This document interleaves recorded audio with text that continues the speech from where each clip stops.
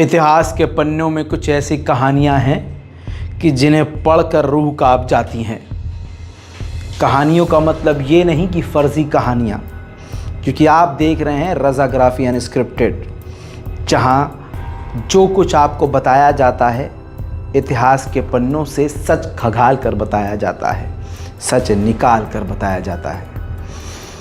आइए मैं आपको आज ऐसी कहानी बताऊंगा जो इतिहास के पन्नों पर आज भी दर्ज है, और वो कहानी सुनने के बाद अच्छों की रूह कांप जाती है।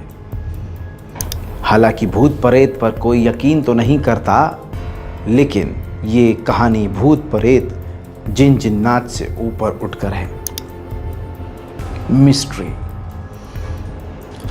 अचंभित कर देने वाली घटना। कहानी की शुरुआत सन 1861 यानी 1861 में हुई। कनाडा में एक लकड़ी के जहाज़ को बनाया गया। उस ज़माने में लकड़ी के ही जहाज़ हुआ करते थे जिन्हें लकड़ी से बनाया जाता था। पुराने ज़माने का ये जहाज़ बनकर जब तैयार हुआ तो इसका नाम अमेज़न रखा गया था। लेकिन कुछ समय बाद जो इसका पहला कैप्टन था, इसका पहला कैप्टन अपने आप मारा गया। कैसे, मैं बताता हूँ। जब इस जहाज़ को समुद्र में उतारा गया तो जो कैप्टन था उसको निमोनिया हो गया। ऐसा निमोनिया कि जब भी वो खांसता या बात करता तो उसके मुंह से खून आता। इस तरह के ख़तरनाक निमोनिया के बाद उसकी मौत हो गई। यहीं से लोगों ने कहना शुरू कर दिया कि ये जहाज़ शापित है, ये जहाज़ सही नहीं है। मेरे दोस्तों, इस जहाज़ की कहानी ही ऐसे शुरू हुई कि जहाज़ से जो भी जुड़ता उसकी मौत हो जाती, या जो भी जहाज़ से संपर्क में आता उसका भारी नुकसान होने लगता। ऐसी एक और घटना हुई, जब ये शिप में कोई दिक्कत आई तो ये शिप यार्ड में जब बनने के लिए गई तो पूरा शिप यार्ड रहस्यमय तरीके से जलकर खाक हो गया, लेकिन इस जहाज़ को कुछ भी नहीं हुआ। इसके बाद एक और घटना कनाडा के ही समुद्र में हुई कि इसने एक जहाज़ को टक्कर मार दी। जिस जहाज़ को टक्कर लगी, कुछ ही सेकंडों में वो पूरा का पूरा जहाज़ समुद्र के अंदर समा गया। अब मेरे दोस्तों, जब आप कोई गाड़ी लेते हैं और लगातार उसमें कुछ न कुछ प्रॉब्लम आती है तो थक हार कर आप उसको बेच देते हैं। इस जहाज़ के मालिक ने भी फिर वही किया। जब घटनाएं दिन प्रतिदिन बढ़ती रहीं तो इस जहाज़ को अमेरिकी एक बिजनेसमैन को बेच दिया गया। जी हाँ, उस बिजनेसमैन, अमेरिकी बिजनेसमैन का नाम था रिचर्ड हैंड्स, जिसने इस जहाज़ को ख़रीदा। और ऐसा नहीं कि उसको पता नहीं था कि इसके बारे में क्या कहा जा रहा है कि ये भुताही या भूतिया जहाज़ है। वो इसको अमेरिका लेकर गया, न्यूयॉर्क लेकर गया, और उसने इसको रिनोवेट करवाया, कुछ चेंजेस करवाए, पेंट डेंट सब करवाया और उसको नया बनाने की कोशिश करी। उसको लगा कि मैं कुछ इसमें चेंज यानी बदलाव कर दूंगा तो इस पे से जो श्राप है या इस पर कोई कलंक लगा है तो वो हट जाएगा। लेकिन नहीं मेरे दोस्तों, ऐसा कुछ भी नहीं हुआ। कमाल ये है कि उस अमेरिकी बिजनेसमैन ने इसका हुलिया तो बदला ही, लेकिन इसका नाम भी द अमेज़न से मैरी सेलेस्ट कर दिया। लेकिन जैसा मैंने कहा कि इससे भी कोई फर्क नहीं पड़ा। हादसे होते रहे। वो अमेरिकी बिजनेसमैन भी इतना परेशान हो गया कि उसने एक समुद्री कैप्टन बेंजामिन स्पून ब्रिग्स को ये जहाज़ बेच दिया। अब इस कैप्टन के अंदर खासियत ये थी कि ये अपने काफिले में अपना पूरा परिवार लेके चलता था, क्योंकि समुद्र का राजा है, ये समुद्र का कैप्टन है। तो अपने पूरे परिवार यानी 2 साल की बेटी, अपनी पत्नी और अपने कुछ 7-8 क्रू मेंबर के साथ ये पूरा जहाज़ लेकर समुद्र में चलता था। अब कैप्टन बेंजामिन अपनी फैमिली के साथ इस जहाज़ में सवार हुआ। उसको भी इस बात का एहसास था कि इस जहाज़ को शापित कहा जाता है। लेकिन अब जो घटना हुई वो सन 1872 की है। आपके सामने आपकी जानकारी और आसानी के लिए एक मैप है जिसमें पूरी घटना इम्पोर्टेंट वाला जो सबसे मेन मुद्दा है वो दिखा रहा हूँ। 7 नवंबर 1872 को मैरी कैस्टल जहाज को न्यूयॉर्क से लेकर निकलते हैं और नवंबर 25, 1872 को आखिरी बार इस जहाज को एज़ोरस और सांता मारिया आइलैंड के पास देखा गया और उसके बाद ये जहाज समुद्र से गायब हो गया। कई दिनों तक गायब रहा, लेकिन अचानक से फिर 5 दिसंबर 1872 को मैरी सेलेस्ट को देखा गया। अब किसने देखा मैं बताता हूं। ब्रिग डेई ग्राटिया नाम का एक जहाज मैरी सेलेस्ट के बेहद करीब अचानक से आया। उस जहाज का कैप्टन डेविड मोरहाउस था। उसने ध्यान से इस जहाज को देखा।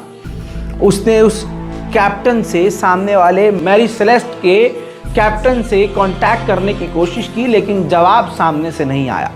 फिर उन्होंने अपने क्रू मेंबर को मैरी सेलेस्ट जहाज पर भेजा तो उस पूरे जहाज पर एक भी बंदा नजर ना आया। उस जहाज के अंदर क्रूड शराब थी, यानी शराब बनाने की सामग्री क्रूड, जो कि वो जहाज का कैप्टन लेकर अपने पूरे परिवार के साथ इटली जा रहा था, लेकिन वो पहुंचा नहीं। बीच में ही सब के सब मेंबर गायब हो गए। क्रूड जो शराब थी वो बह रही थी और जहाज के अंदर 3-3 फुट पानी भरा हुआ था। चोरी चकारी बिल्कुल नहीं थी, क्योंकि अगर समुद्र के लड़ाके चोरी चकारी करते तो वो क्रूड शराब उठाकर ले जाते। उस मैरी सेलेस्ट जहाज के अंदर न कोई लाश थी, न खून का कोई निशान। बड़ी हैरत की बात ये थी कि ये 9 दिनों से ऐसे ही भटक रहा था।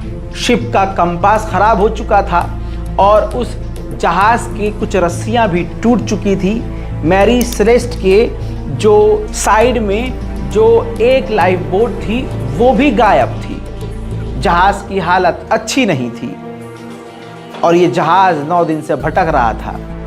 इसमें जो लास्ट एंट्री थी वो 5 नवंबर की थी, यानी 5 नवंबर के बाद ये जहाज लावारिस, लापता, बस समुद्र में भटक रहा था।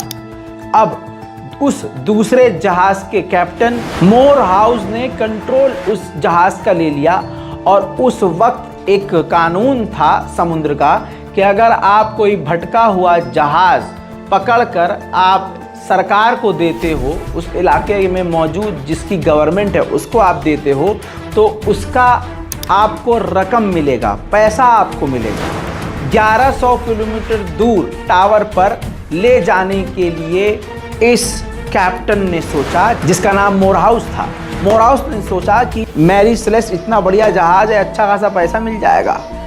और उस जहाज को वो जैसे तैसे लेकर अपने दूसरे पोर्ट पर लेकर पहुंचते हैं। लेकिन आपको बता दूं कि मोरहाउस को उसकी ज़्यादा रकम नहीं मिली, क्योंकि शक किया गया कि इस कैप्टन मोरहाउस ने इस जहाज को रेस्क्यू नहीं किया है, बल्कि इसके कैप्टन को मारा है लूटपाट करने के बाद। पैसों के लिए ये जहाज हमारे पास लेके आया है। 3 महीने जांच करने के बाद ये पाया गया कि नहीं, कैप्टन मोरहाउस ने लूटपाट नहीं की, असल में ये जहाज भटक रहा था। लेकिन इसके बावजूद उनको, कैप्टन को पूरी रकम नहीं दी गई। इसके बाद ये न्यूज़ पूरे इलाके में, अमेरिका से लेकर इटली, कनाडा, पूरी दुनिया में फैल गई कि एक शापित जहाज है जिसकी कहानी ख़त्म होने का नाम नहीं ले रही है। अब उस जहाज की हालत देखकर कई सारी थ्योरी सामने आई। एक थ्योरी ये आई कि समुद्री जो हैवान होते हैं उन्होंने उस जहाज पर हमला करके सारे मैरी सेलेस्ट के सारे मेंबर को, क्रू मेंबर को और उसके कैप्टन को ख़त्म कर दिया। लेकिन सवाल ये था, खून के, गोश्त के, किसी लोथड़े के कोई निशान नहीं थे।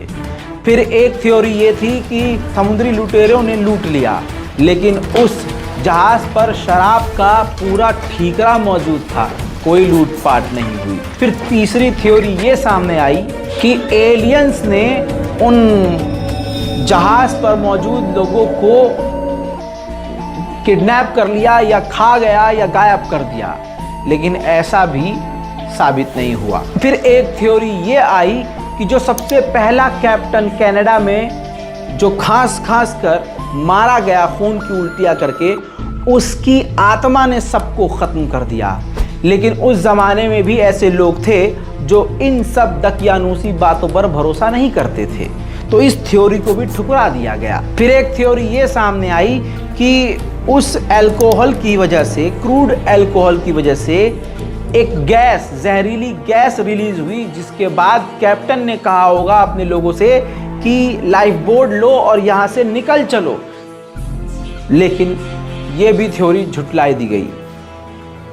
फिर इसके बाद एक थ्योरी और आई, वो ये कि हो सकता है क्रू मेंबर्स आपस में लड़े हों और लड़ कर एक दूसरे को मार दिया हो। उसके बाद फाइनल थ्योरी ये आई कि उस जहाज मैरी सेलेस्ट का जो कैप्टन था बेंजामिन, उसके पास उस जहाज के सिर्फ 4 शेयर थे, टोटल शेयर 12 थे।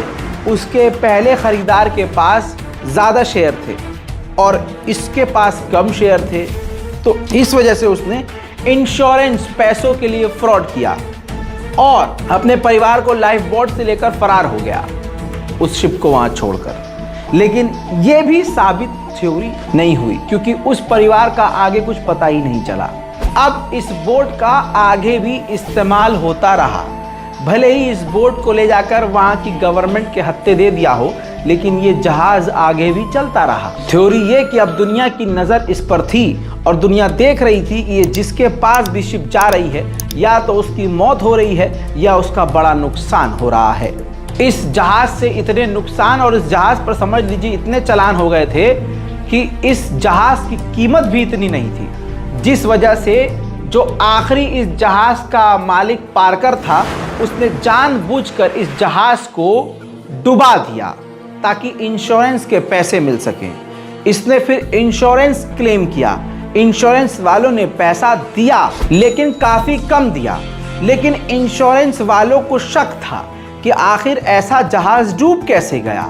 इन्वेस्टिगेशन हुआ और उसके बाद इंश्योरेंस वालों ने कैप्टन पार्कर पर केस कर दिया, जिसके बाद साबित हुआ इन्वेस्टिगेटिव रिपोर्ट में कि जानबूझकर डुबाया है इसने जहाज, जिसकी वजह से पार्कर को उस जहाज के रकम को, इंश्योरेंस की रकम को इंश्योरेंस वालों को पूरा लौटाना पड़ा। और फिर हालत पार्कर की इतनी खराब हो गई कि भुखमरी से 3 महीने के अंदर अंदर पार्कर की मौत हो गई। कुल मिला के इस जहाज के साथ क्या हुआ, इस जहाज में ऐसा क्या था, अब तक दुनिया में किसी को नहीं पता।